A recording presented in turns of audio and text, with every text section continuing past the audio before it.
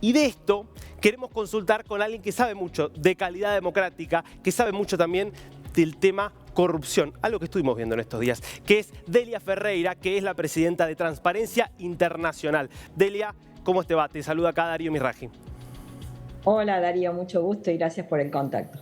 Por favor, Delia, cuando más allá de los datos que ustedes manejan en Transparencia Internacional, cuando ven, por ejemplo, estos datos de The Economist que marcan un panorama donde hay una democracia que parece estar en retroceso, ¿qué es lo que están viendo ustedes? ¿A qué atribuyen este proceso? La democracia en nuestra región está claramente en retroceso y es muy saludable, digamos, para discutir este tema, que el índice de transparencia internacional, el índice de percepción de corrupción, haya sido lanzado el 31 de enero y un par de días después The Economist lanzó su índice de democracia. Si uno superpone los mapas, se da cuenta que hay una clara correlación, además de ser una clara correlación estadística, obviamente, pero con solo mirar los mapas uno ve una clara correlación entre el deterioro de la calidad de la democracia y la corrupción. Los países que están como democracias plenas, de acuerdo a los colegas de The Economist, son los mismos que en nuestro ranking están por encima de los 50 puntos. El índice de percepción de corrupción tiene una escala, en vez de 10 a 0, de 100 a 0, para poder hacer más detallada la diferenciación entre los países.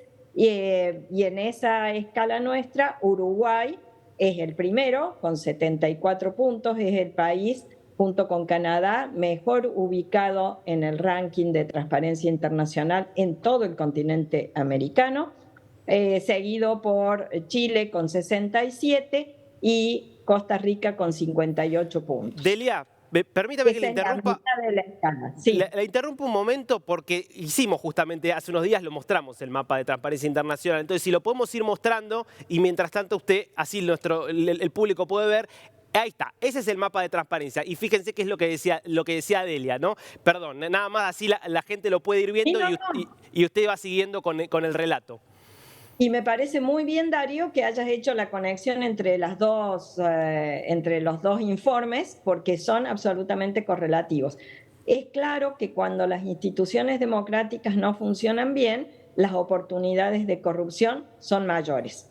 Y cuanto más corrupción hay, menos bien o peor funcionan las instituciones democráticas. Los controles dejan de ser eficientes, se ataca la independencia del Poder Judicial, se gobierna por decreto y esto produce una especie de círculo.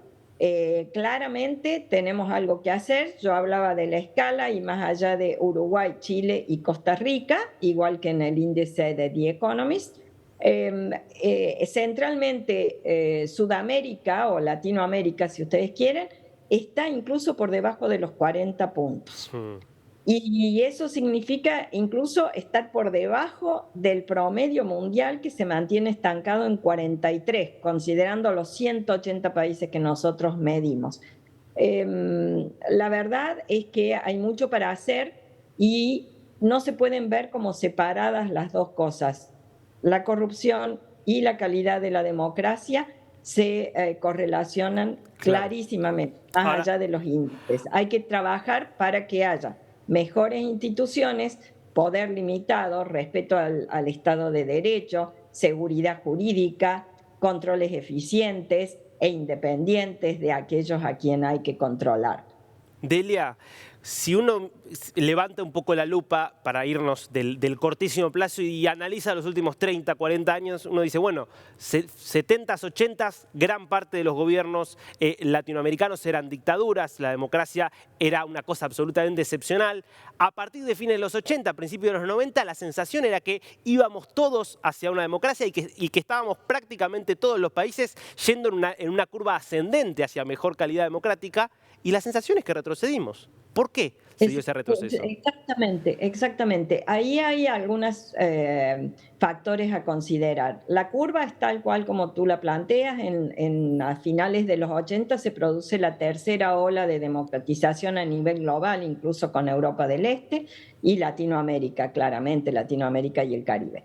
esas democracias empezaron por ser democracias electorales, es decir, volvimos a tener gobiernos electivos, el mínimo indispensable para hablar de democracia. Pero democracia es también separación de poderes, es respeto de las instituciones, es respeto de la ley, es controles eficientes, es respeto de la libertad de prensa, de información y de opinión, es inclusión, es respeto a la igualdad. Es decir, democracia es mucho más que simplemente hacer elecciones periódicamente. Lo que hemos visto es que muchas de las promesas de la democracia, es decir, aquello que Alfonsín decía en su campaña, con la democracia se come, se educa, se abren las cortinas de las fábricas, muchas de esas promesas a lo largo de estos 40 años, en el caso de Argentina, no han sido cumplidas. Y eso ha generado, y también se mide a nivel de la región en el Latinobarómetro, por ejemplo, ha generado insatisfacción con la democracia. Entonces la gente no está conforme con la democracia, con lo que la democracia le brinda en materia de servicios, en materia de posibilidad de vivir tranquilo, en materia de progresar, en materia de estabilidad económica. Las prestaciones no son satisfactorias, la gente está insatisfecha. A eso se suma un deterioro en el apoyo a la democracia. En los 80, el apoyo a la democracia, es decir, prefiero una democracia a cualquier otro sistema, en el Latinobarómetro rankeaba como promedio en la región en los 80-90% de la gente apoyando la democracia. 40 años después, esa cifra está llegando al 50%, ha bajado hasta el 50%, porque está insatisfecha la población y porque ve que esto no funciona como debería funcionar y sus derechos no son respetados.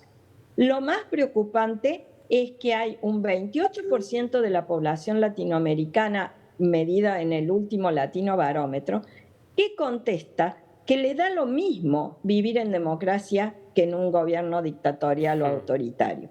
Y eso supone que la gente, Delia, ese porcentaje perdón, menos de la población está abierto a discursos.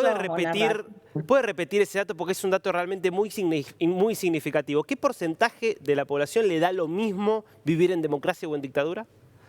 28% de la población a nivel de la región. Casi 3 de cada 10. Y eso explica por qué tenemos menos democracias que las que teníamos antes y cómo muchas han ido pasando de democracias imperfectas a sistemas híbridos y algunas directamente ya son consideradas dictaduras abiertamente o gobiernos autoritarios abiertos. El deterioro es mucho. Y va acompañado con la insatisfacción de la gente y, obviamente, el retroceso en el apoyo de la gente a la democracia como sistema.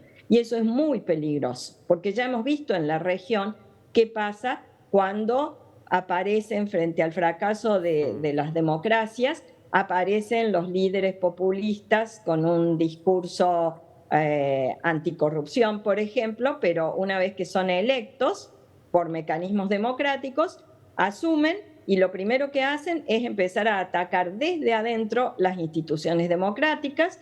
Lo hemos visto en la región, atacando la independencia del Poder Judicial, atacando a la prensa y al periodismo de investigación en particular, a las ONGs, a cualquiera que critica, y con este discurso tan lamentable y tan destructivo para la cohesión social, que es el discurso amigo y enemigo. Claro. Entonces, el que no está con estos líderes es considerado un enemigo, alguien que no forma parte del país, de la patria, o el discurso que usted quiera, y eso genera conflicto, y es otra de las correlaciones que este año hemos hecho en nuestro estudio, y que podrían hacer lo mismo que han hecho con ese mapa, con los estudios de las organizaciones que miden conflicto social, van a ver que hay una correlación clarísima. Hace poquito, Delia, mostrábamos un estudio internacional que efectivamente revelaba eso, que América Latina era una de las regiones más polarizadas, con mayor nivel de conflictividad política y de enfrentamiento y de esta lógica de amigo-enemigo. Ahora, Delia, es interesante esto de que la democracia se afecta desde adentro. Ahora, vio que hay gente que dice, no, la amenaza es la derecha radicalizada, y del otro lado, no, la amenaza a la democracia viene del comunismo, de la izquierda. ¿Es de la izquierda o de la derecha o pasa por otro lado No. la amenaza para la democracia? Por otro lado, la amenaza pasa por quienes no aceptan la limitación al poder. Y hemos tenido ejemplos de extrema derecha y de extrema izquierda, o de centro izquierda y de centro derecha, el que quieras. Esto no tiene que ver con ideología, tiene que ver con liderazgos que conciben el poder como propiedad privada y entonces compiten, incluso utilizando malas artes, financiamiento ilegal de las campañas, desinformación, campañas de desinformación y manipulación, compiten, ganan las elecciones y creen que las restricciones y las reglas y las normas son para los demás, no para ellos y sus amigos. Y obviamente esto marca el primer paso hacia el deterioro de las instituciones democráticas.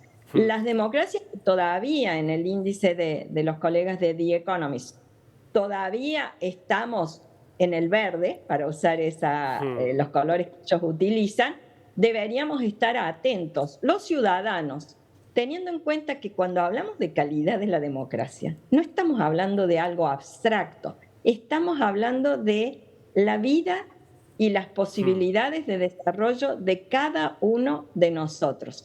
Cómo vamos a vivir, cómo podemos trabajar, cómo vamos a educar a nuestros hijos, Claro. cómo va a crecer la sociedad en armonía, paz y seguridad. De eso hablamos cuando hablamos de las cuestiones institucionales. Delia Ferreira, muy clara, muy interesante por este tiempo con DNews. Gracias, Darío, por llamar.